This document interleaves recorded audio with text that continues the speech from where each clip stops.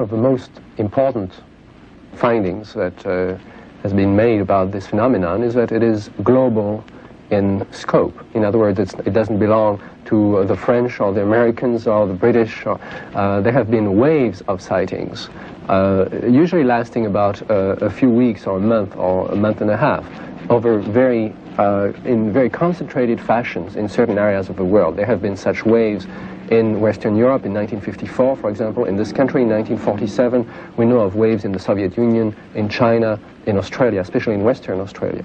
And what is typical about these waves is that the people from all these different cultures around the world are describing the same thing in their own terms. What they are describing is an object that seems to be able to maneuver. It seems to be a technology. Seems to come to the ground and leave traces. And there have been rings, especially, that have been found, burned circles that have been found very commonly in Australia that are absolutely identical to things that have been catalogued in this country, in France. There is now a catalogue of such traces that encompasses more than 1,000 sightings.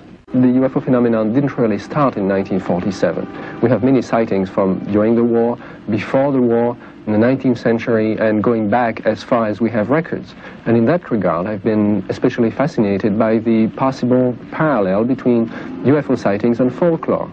If you think of the Wingina drawings, for example, in Australia, if you think of similar cave drawings from China to the Sahara, if you think of the Celtic traditions in Brittany, in the Celtic countries, if you think of the American Indian folklore, all of those have certain common preoccupations with beings coming from the sky, beings wearing some sort of suit, beings, the whole mythology of contact between men and another culture, possibly coming from space.